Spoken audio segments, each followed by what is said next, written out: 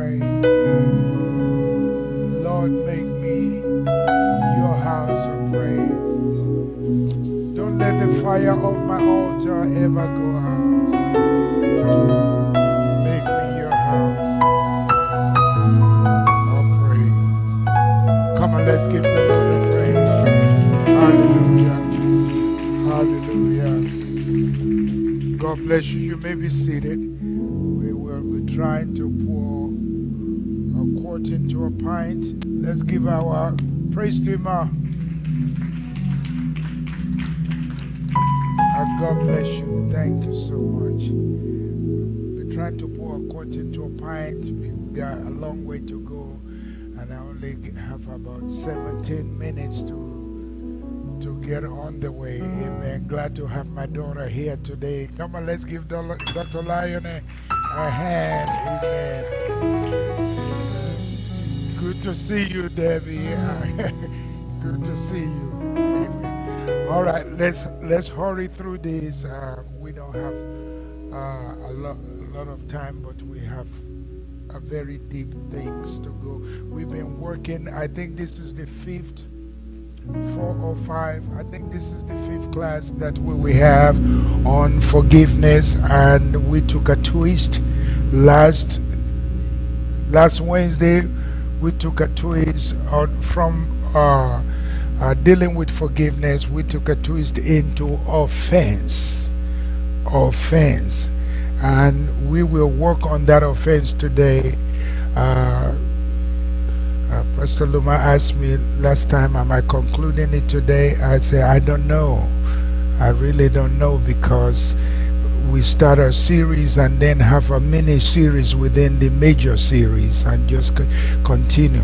But I think God is speaking to somebody through these. I think somebody is getting something through this series. So today, let's dig deeper into this offense. When I say offense, and I'm not talking about football offense or basketball offense, I'm talking about offense. Today I want to show you 3 types of offense, 3 aspects of offense. I want to bring some clarity into what I taught last Wednesday, and then show you 3 types of offense, and I will set on one of the 3 types of offense, so I know we can conclude this today. Everybody, every single person here, and if you say you are not affected by this, I know you are lying, but every person that has ever lived on earth, every single person that has ever lived has been offended at least once. Even Sophia, my granddaughter, has been offended at least once. I know she was offended on her birthday when they were trying to get her in the swimming pool, and she won't have no part of it. Last Sunday, she turned 1. So all of us have been offended at least once, but most of us have been offended many times. And in some cases, many times. Sometimes we may be offended, and the offense gets to the point that it causes us to carry what is called resentment. That offense leads us to the point of resentment, and the resentment grew, and then eventually it becomes what we call anger. But all of us has been offended, and offense has caused us to become what we really don't want to be. Some people hardly seem to notice an offense, maybe because they do not understand the ramification of what they are doing to other people. So they offend you without even knowing they offend you, or they offend you being so wired up and don't even know how this offense, how it registered with you. So we will look at the offense that register with you and causes something to change on the inside. And then we will look at a little bit, we will touch on the offender today, because I don't want you to mistake it from last week.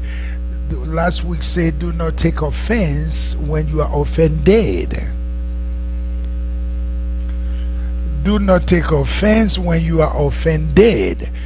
But I don't want you to think it's okay for anybody to just go around and stepping on your toe.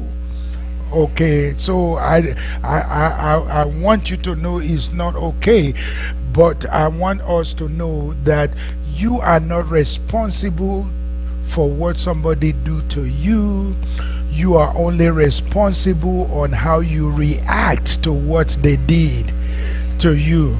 So all we are trying to do is grow. This is Christian growth, is grow you in such a way that you cannot control people from offending you, but you can control how you react to your offense.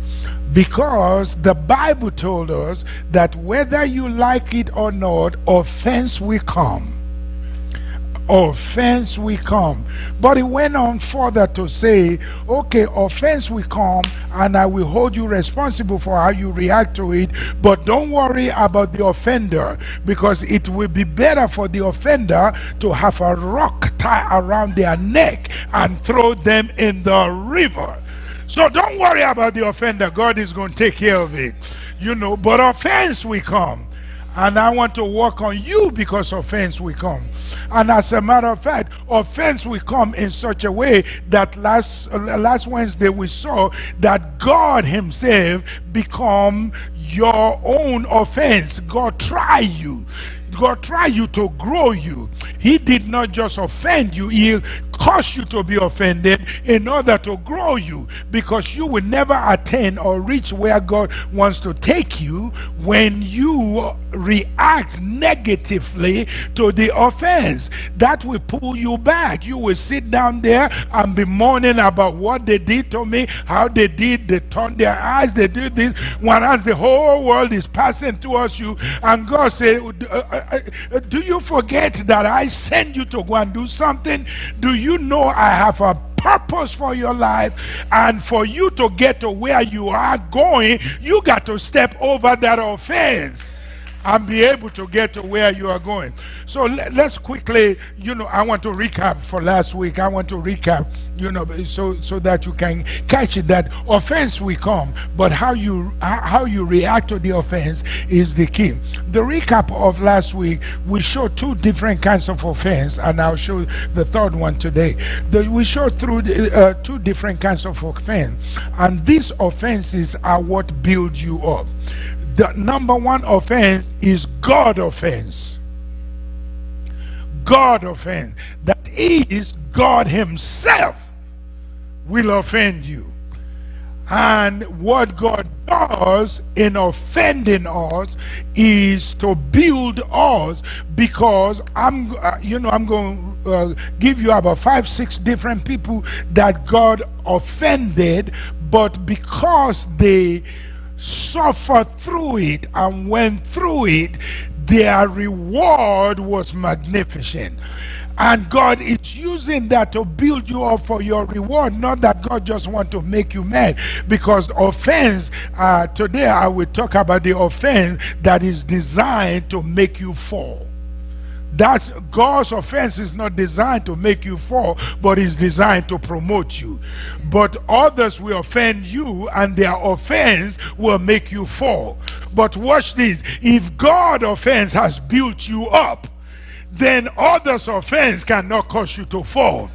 So you have to know that God is building you up in the offense. Yes, Adam was really offended. He was really offended, and we saw it last week that Adam was given a fruit-eating woman. If this woman is not a fruit-eating woman, the woman will not bring fruit home and causes Adam to sin. So how will God judge Adam when the woman he gave Adam was the one who brought the fruit? So that is what we call God offense. God offense, but the intention of God is not for Adam to fall. The reason why Adam did not get the benefit of a fruit-eating woman is because Adam fell. If Adam had not fell, then he will know that fruit-eating women are good. They get you healthy. I used to hate fruit. Lord, I hate fruit. I don't care what you do to fruit. I don't want it. I'm carnivorous in nature. If it's meat, bring it. I'll eat it. But Mama likes the fruit, so I say the fruit woman, eating woman thou gavest me. She liked fruit and convert me. And gradually, I was coming to church today and remember this, and I took an apple and put it in the refrigerator. I'll eat it when it's cold. Not that I like it, but I'll eat it when it's cold. But Adam got a woman that eats fruit, and that causes an offense. But Adam did not overcome that offense. What about Cain? What about Cain? God asked Abel and Cain to give him sacrifice, but God offended Cain by accepting Abel's sacrifice. And I know a lot of Cain in this church, that you are mad because of the blessing that God gave somebody else that didn't give you. If Cain has just stayed there and said, Lord, what did Abel do to make you accept his sacrifice? I'll do the same, instead of being jealous of what God did for Abel. There are too many people who is looking on the other side at what God do for somebody, and because of what they saw that God did for somebody, they mess up. Cain mess up and never get the benefit that he would have gotten if he had learned that Abel did something, and I will go and do likewise. If I do likewise, then all God is trying to do is get you to see, this is what I bless. Don't talk about the person who is sending their tithe on Cash App. Yeah, I ain't giving my tithe. I ain't there. Don't get mad because of that. Just learn what they do and do the same thing, because they're going to be driving a Mercedes while you're still in Volkswagen. So Cain took, did not learn the lesson. What about Noah? Let's look at Noah. How much offense will God put on you? Because I've shown you Adam who failed. I've shown you Cain who failed. But let's look at somebody who passed. How much pressure will God put on you for God to tell you to build a boat where there has never been rain? And everybody talking about you. He could throw down his hammer and say, no, God, if you want me to build a boat when there's no rain, then make these people shut up. But you talk too much, you worry too much about what them people are talking about, instead for you to focus on what God said to you. But Noah focused on what God said to him and ignore all the naysayers, all the illsayers. Have you given up your purpose in God because of what folks are saying? Have you turned down what God really wants to use to bless you because others are talking about you? And God said, if you stand through the test, because my test or my offense is to promote you, you will know that if you go through it, you will build an ark that is going to save not the world but your family. It was Noah's family that was saved, and the world talking about him, they drowned. Let them keep on talking. Just do what God say, because what God say is going to save you. It's going to save your family. Hallelujah.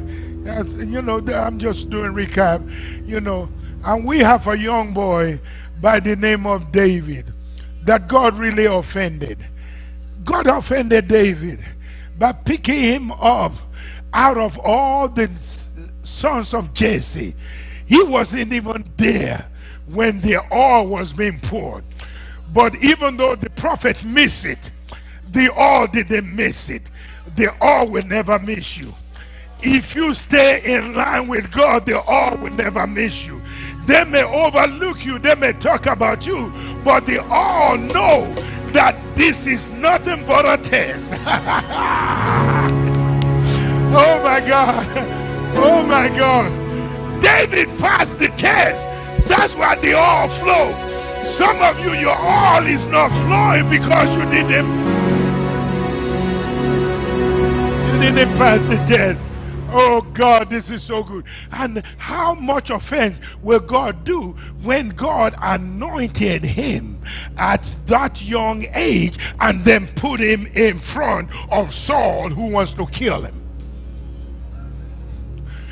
I mean, God, if you want to develop me, don't put me in front of somebody with a javelin in his hand. I'm watching which direction you move. But because David did not blame God, he went through the test, and even though he was anointed as a king, he was still tending sheep. Some of us, the day the oil got on us, we will not wait. We will run before we even get ready for it. Oh, God put all on me. I ain't studying nobody. God can anoint you before your time, and you have to wait for your time, even though you've been anointed for the position.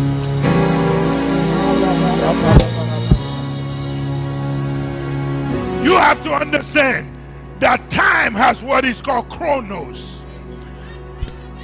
Time has chronos. You may be in the chronos of time, but not in the Cairo of time. If you are just in the chronos, you have to wait for your...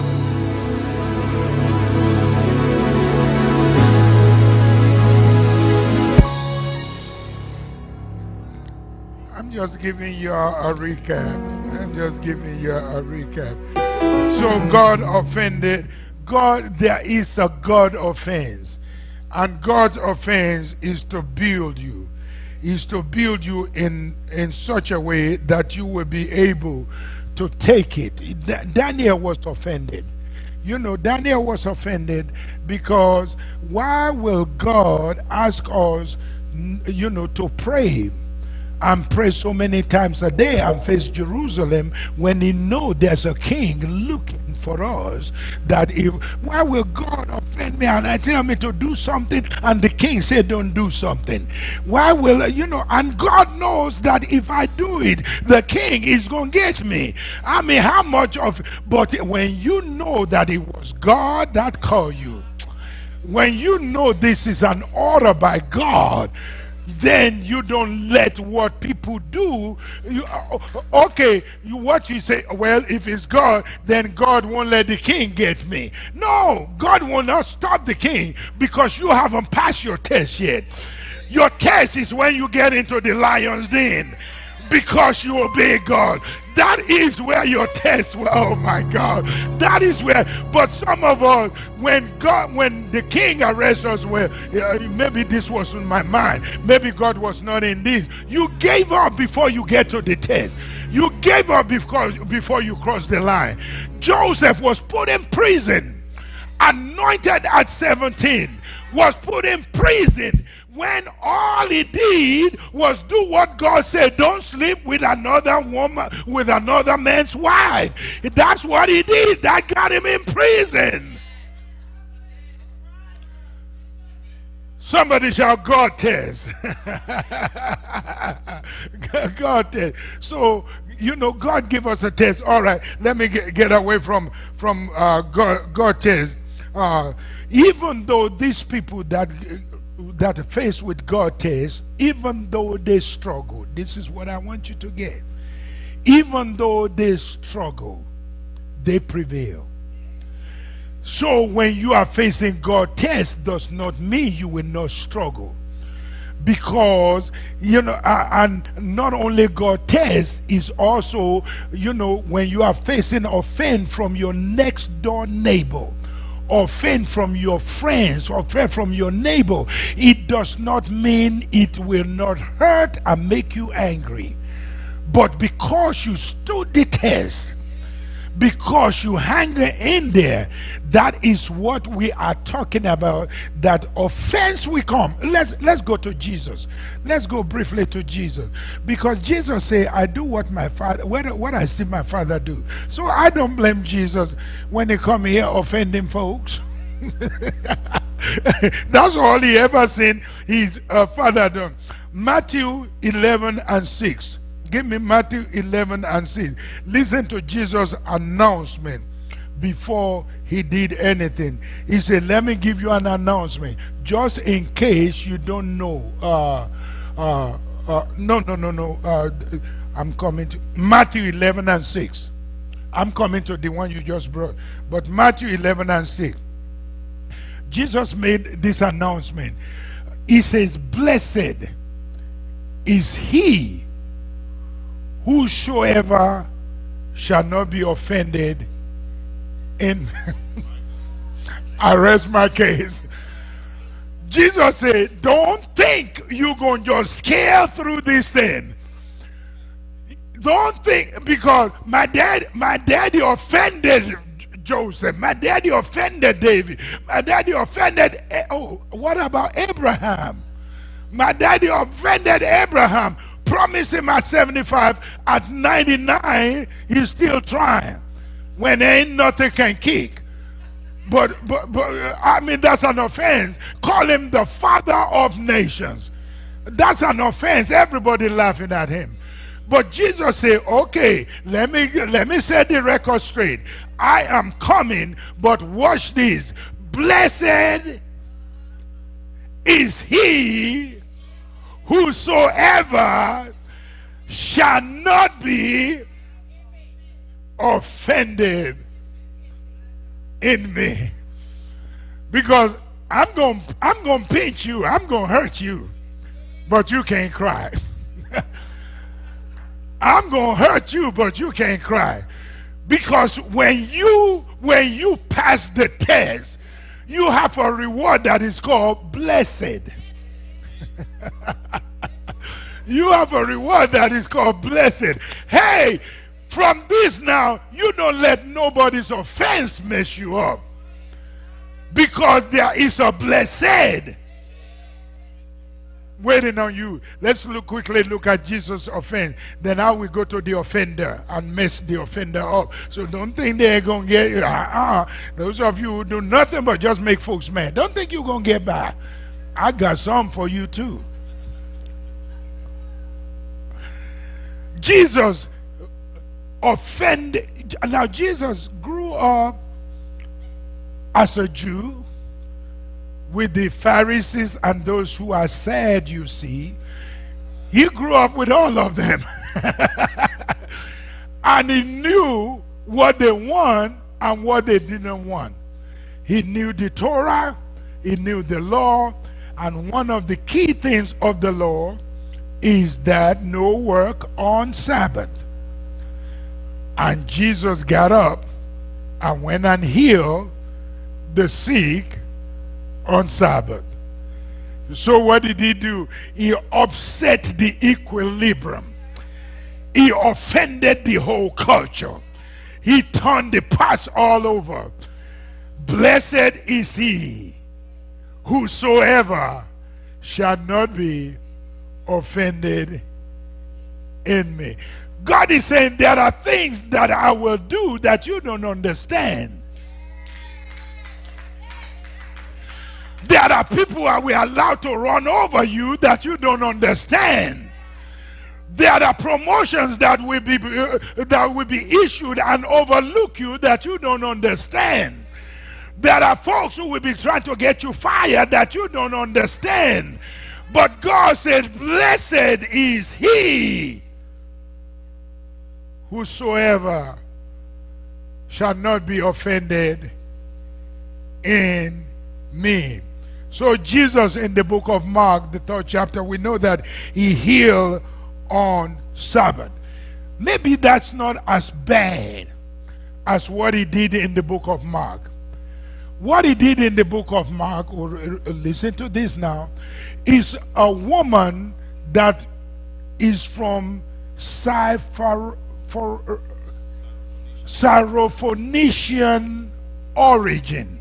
I have a reason. Something.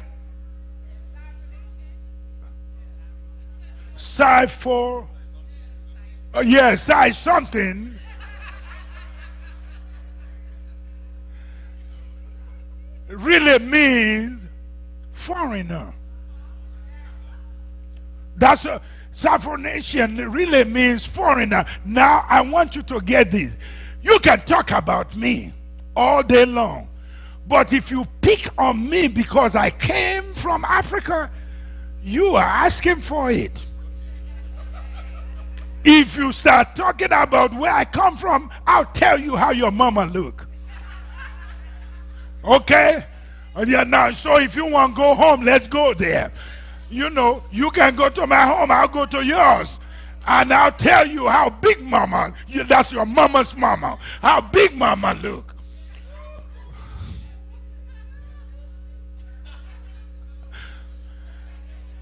But look how bad Jesus stepped on this woman.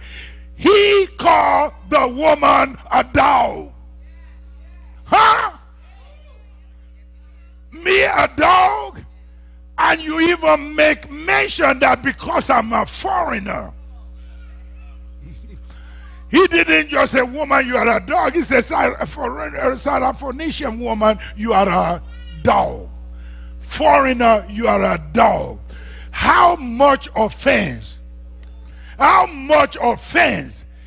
How low down? How much stepping over me and then crushing me is it? But the Syrophoenician woman said, don't worry, I may be foreign, I may be a dog, but a dog eats. Oh my God. I'm not asking for the steak. I'm not asking for what is on the table. Just give me what belongs to a dog. Step on me all day long. Just give me what belongs to a dog. Give me the crumb. Somebody say, give me the crumb.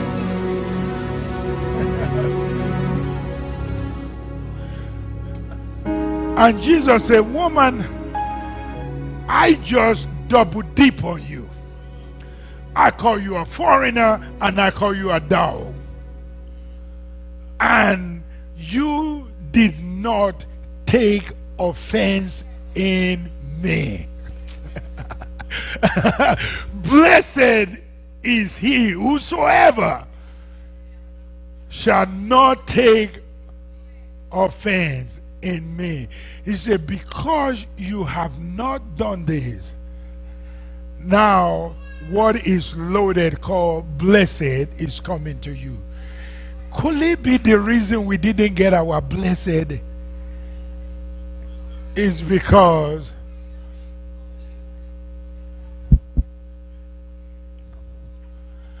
we put our hand on our hip too quick?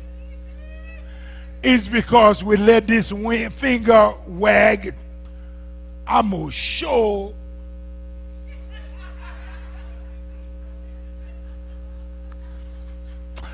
No, we're going to go some more classes. Because I want to let you know the reason for this.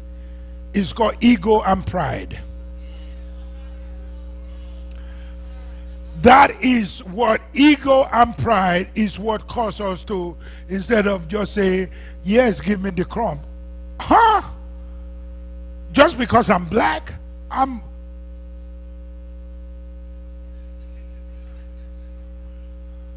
Not only does black life matter, I matter.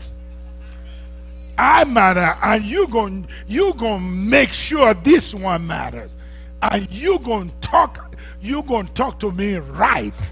You ain't gonna call me no dog. You ain't gonna call me no foreigner. I got my paper. What make you an American is what make me American. Indians own this place. We are all naturalized citizens. I don't care whether you are born here. Your daddy's daddy was naturalized. Hey, go and ask Donald Trump. His daddy came from Germany. Even though he's building a wall now, I wonder if we'll build a wall against Germany from coming in. Then we throw his daddy over the wall.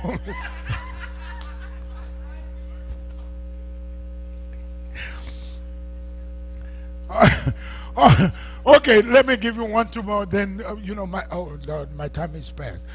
I'm a little bit over, but I'm gonna get to today's lesson for just about 5 minutes. The economy of a city was based on their either agricultural or poultry or whatever product they can bring. There is a country that their whole agriculture economy is based on pigs. That's the only way they have money to pay the workers.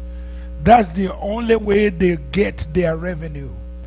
And Jesus got there and caused 2,000 pigs.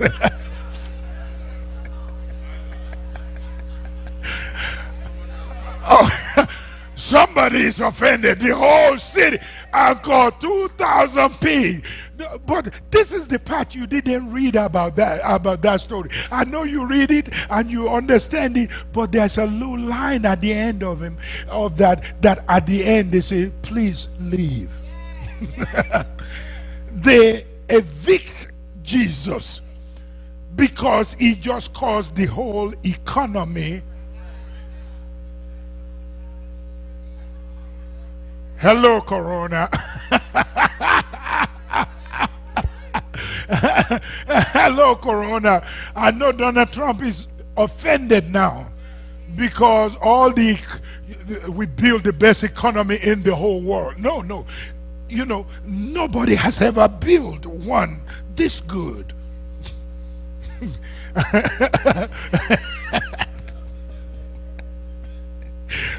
All right, so he ruined the whole economy. Jesus offended. I just want you to see that. We know that he even offended the fig tree because it was not time for the fig tree to have figs. And it caused the fig tree to dry up. So you see, there are several ways that God offends. And Jesus offends. That's why the Bible says, I think it's in Luke 17. Luke 17 and 1. It may be Mark 17, but somebody look, it's something 17. It may be Mark 17 or Luke 17. Luke 17 and 1. Let's see what he says. Luke 17 and 1. Then said he unto the disciples, are you reading this with me? He said, it is impossible.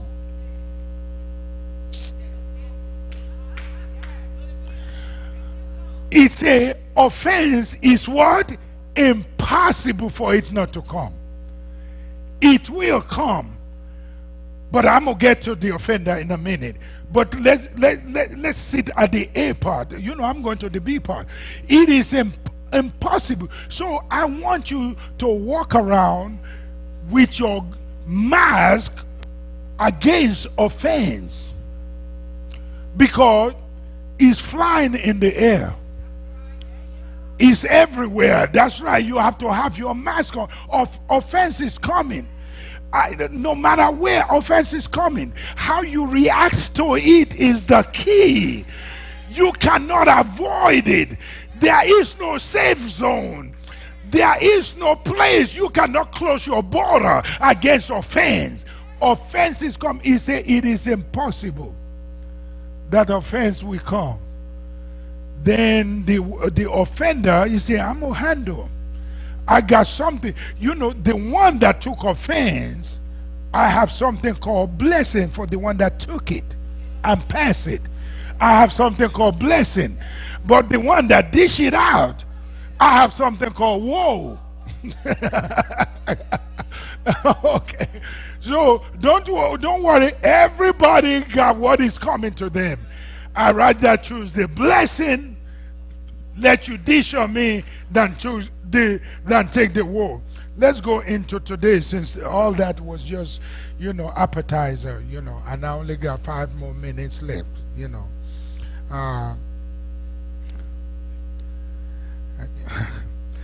There are 73 times in both the Old Testament and the New Testament that the word offense appear. And in these 73 times, there are 5 words in English that was translated offense. But these 5 words in Greek and Hebrew became 28 different words, because English is so limited that they will just throw, okay, these are the 5 words that it came in: offend, offense, offended, and offender. Those are the 5 things that it came. But when you study Greek, you will get these 5 words in 14 different words. And when you study Hebrew, you will find another 14 different words. These make 28 times. But the key to it, the one I want to talk about, is not an offense that God did, that when you overcome, you get promotion. It's not an offense that Jesus did to upset equilibrium and show purpose. But I want to talk about the offense that people do to you, that one of these Hebrew and Greek word is called a trap.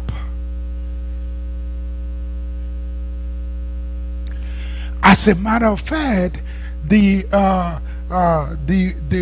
word that is used for this trap in Greek represent where you put the bait on the trap. That's the word that is used. The place where you put the bait on the trap, because you can have a trap, but until you get to where the bait is put, the trap will not release. And the word offense is where the bait is put for you to take this, and so the trap can release and snatch you. That is where I want to deal with the third part of this offense.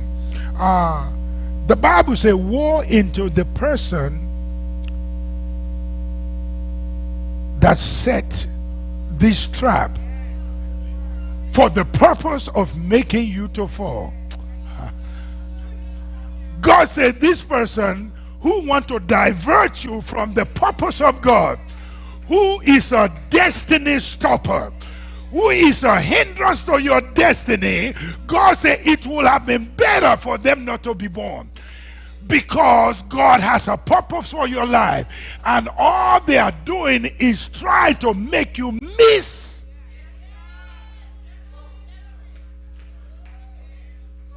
They did not just upset you, they want to bury you. They did not just want to make you indignant or angry, they want you crucified. Because offense has both natural repercussion and spiritual repercussion, because some offense can affect your salvation.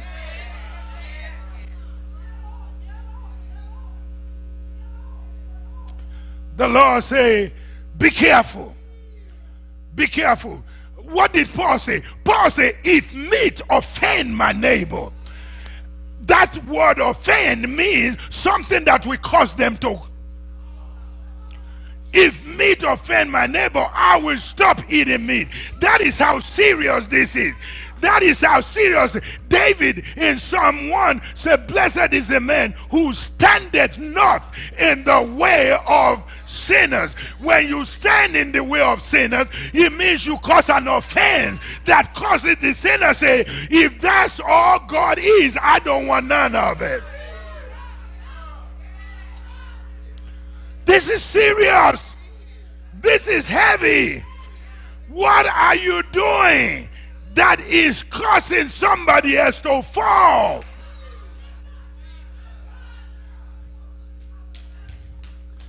Oh my God, I wish I had. Can I go on for a few minutes more?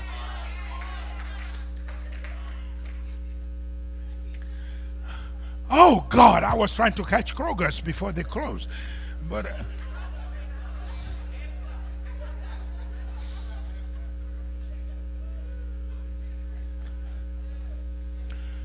let's see how serious this is. This is so serious that Jesus took it up. Jesus said, I offended the Pharisees, I offended. That's a different class of offense. But I want you to see how serious an offense of this trapping. The trapping of offense. Give me Matthew 18 and 7. Matthew 18 and 7. Let's see how serious this offense of trapping is.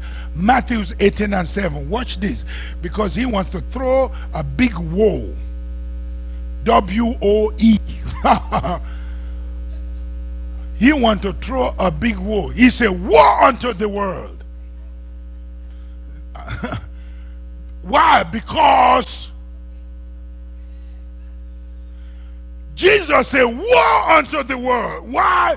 Because of, wait a minute. Why would Jesus say that? Jesus said, the world, you are causing somebody that I died for. You are negating my purpose of coming. All the pain I took on Calvary, you are negating all the pain. Woe unto the world.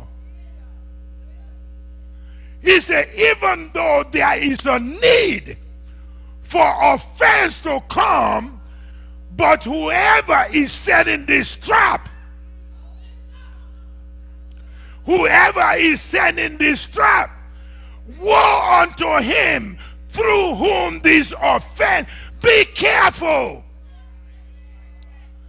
Be careful. God is not playing. Be careful. Watch what your mouth says. Watch how you reacted. We are learning, witnessing how to pull people to the church. But the moment they get to the church and you think they will have the leading song, they will be the one singing the leading song, the person we are trying to get to the church, because you know they're going to teach a Sunday school class, all of a sudden, what is the purpose of us witnessing? What is the purpose of us bringing them to church? When the moment they get here, woe unto the woe, because this is why I came. This is why I died. I suffer for it. This is my purpose. And you, oh my God, oh my God, oh my God, you are putting your finger in God's nose. You are putting your finger right down the God's throat.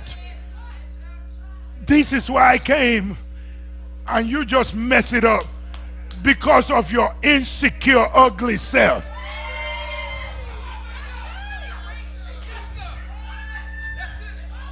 Woe unto the world. Why will I do all this and you gonna mess them up? Push them up. Raise them up. Let them do it. Put your hand on their back and continue to push them. Woe unto them.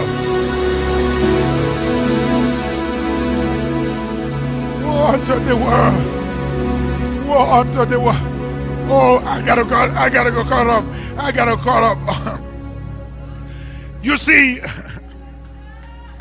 this is why Paul catch the message. Paul catch the message, and I'm going to pick this up next Sunday. I'm sorry. Paul catch the message. In 1 Corinthians 8, Paul catch the message. 1 Corinthians 8 and 13. Paul say, I am so sensitive into things that matter so much to God that I am willing to deny myself. He said, if meat makes my brother to be offended,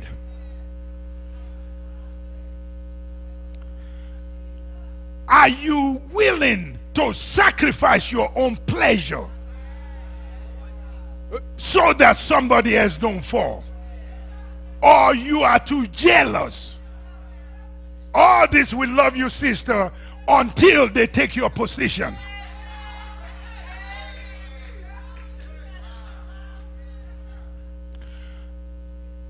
I'm through. I can't push this. But you know, Pastor Gilead was talking last Thursday in Fraser Church and say, I never seen a man like this before. This is a man that when I first got to Dyersburg, I say, what's wrong with this man?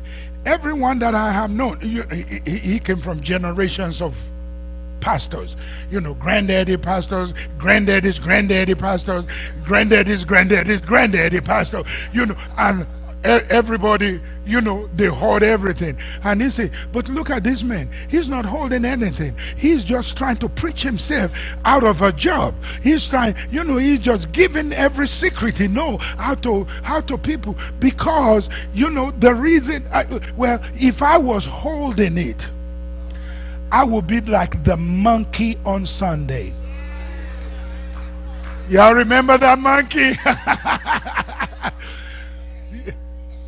The monkey with the hand in the coconut, because he held the banana inside the coconut, he could not get his hand out. And the hunter got there and got him because his hand got cut inside the coconut. If I had put my hand inside the coconut in Dyersburg, I would have lost all these bananas here. But you have to be so free and comfortable in your skin that everything you do is to promote somebody else. Not for you, but to promote somebody else. Oh my God. Oh my God. This is so easy for me to preach because this is the life I live. This is the life I live. I live a life that you can become an Elisha while I remain an old Elijah. You just keep on doing what God called you to do. No matter how high you are, you will always relate back to this old man with a gray beard. That's what it takes.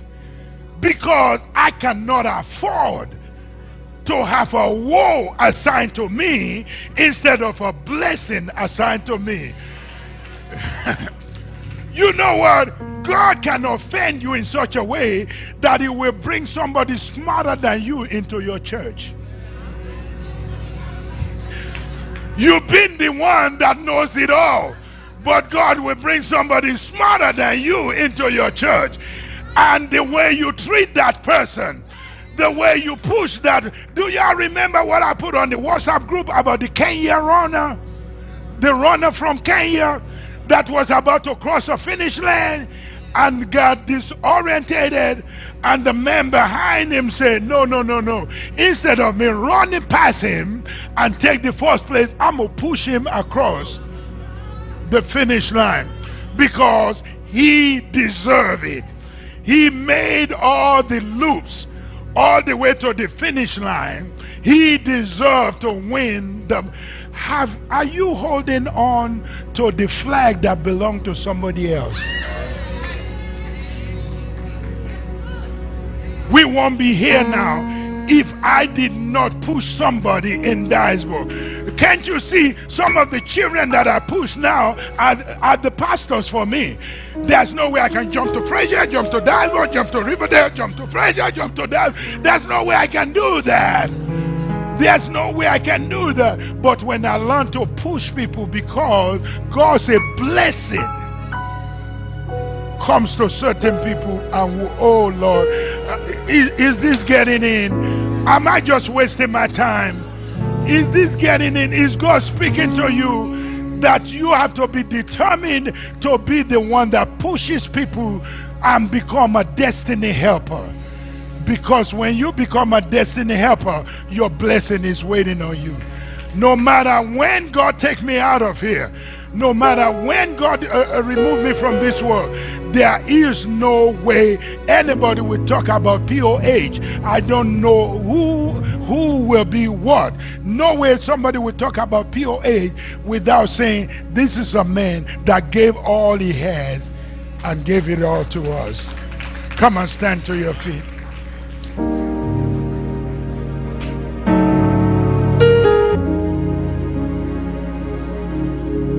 God, make me a house.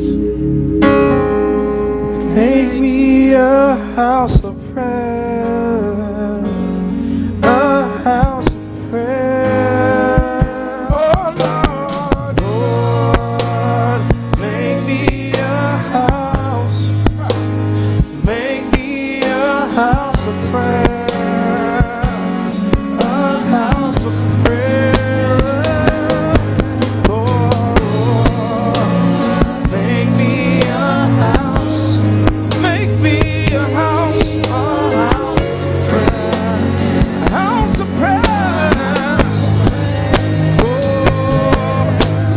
Fire on my altar, never burn out. Made a fire on my altar, never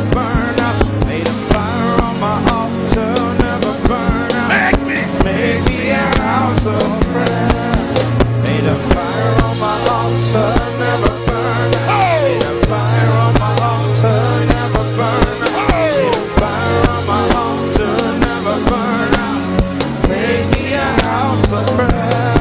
Oh Lord, make me a house.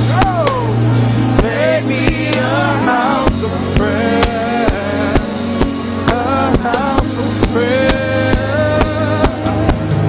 Lord, make me a house, make me a house of prayer, a house of prayer. lift up your hands. Father, we have come to make another fresh commitment to you. We have come to stand before you and make a declaration in our soul that we are determined to build your house, not distracted by offense and not becoming an offender, but just concentrate on the purpose that you lay before us. Make me, mold me, change everything about our life, that we may be able to be that whom you have called. If a vagabond like Saul of Tarsus can be so determined to even deny himself of what he needed for himself, so as to save a few, Lord, we release ourselves now. To the Greek, he said, I become as Greek so that I can save a few. We release ourselves now. Anything in our life that is more important than your will, take it away. In the name of Jesus. Let you be our sole focus. Our sole focus. That we will know that when offense comes from you, the purpose is to promote us. And when offense comes from our mates, our family, our enemies, it is for us to keep our eyes on the prize and press forward towards the mark that is only found in you. In Jesus' name. Come and give the Lord a praise.